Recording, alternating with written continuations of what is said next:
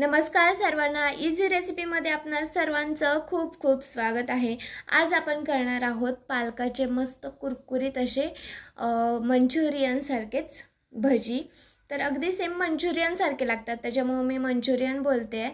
तर इकडे पालक बारीक कापून घेतलेला आहे, कच्चा बटाटा खिसून टाकलाय त्याच्यामध्ये, आणि त्यानंतर हिरवी मिरची, आलं, लसूण, जिरं आणि ओवा याची दाटसर अशी पेस्ट करायची आहे। दाटसर म्हणजे अशी कंदार पेस्ट करायची आहे आणि ती टाकायची आहे। त्याच्यानंतर हळद आणि चवीनुसार मीठ टाकायचे आहे। आता हे व्यवस्थित मिक्स करायचं आहे। मिक्स करताना याच्यामध्ये मी बेसन पीठ टाकले। तर बेसन पीठ टाकताना तुम्हाला दाखवू शकले नाही कारण त्याची क्लिप डिलीट झाली आहे। तर बेसन पीठ टाकून मिक्स केल्यानंतर आपल्याला ते तळून घ्यायचे आहे। तर तळत असताना एकतर तेल छान असं गरम करून घ्या कडकडीत, नंतर मीडियम गॅस करायचा आणि ते बारीक बारीक अशी जशी भजी सोडतो त्यानुसार ते मंचुरियन सारखे एकदम बारीक बारीक असे तेलामध्ये सोडून तळून घ्यायचा। तर तळताना एक साईड पूर्ण खालची साईड चांगली तळून घ्या अगोदर आणि नंतरच पलटी करा, नाहीतर मग ते व्यवस्थित तळलं जाणार नाही। आणि एकदम क्रिस्पी होईपर्यंत तळा। मीडियम गॅस ठेवायचा आहे।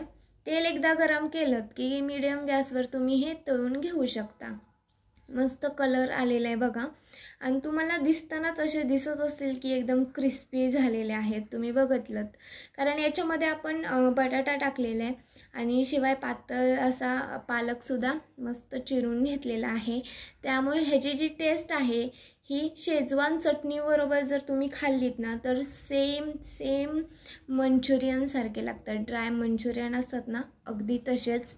तर इकडे उरलेलं मी अजून करून घेते आहे, त्यामुळे तुम्ही हे नक्की करून बघा, कारण कोबी मंचुरियन तर खातच असतो, पण पालक मंचुरियन ट्राय करायला काय हरकत आहे ना। टेस्टसुद्धा छान लागते, पालक आणि बटाटा एवन टेस्ट आहे, त्यामुळे नक्की करून बघा। तर इकडे उरलेलं सुद्धा मी करून घेत आहे आणि इकडे ही सुद्धा तळून झालेली आहे बघा, मस्त दिसत आहे की नाही, एकदम कुरकुरीत झालेले आहेत। मस्त आवाज येतोय की नाही, समजतंय ना इकडे बघा। तर तुम्हाला ही जी रेसिपी आहे ती जर आवडली असेल तर नक्की लाईक करा आणि ट्राय करा।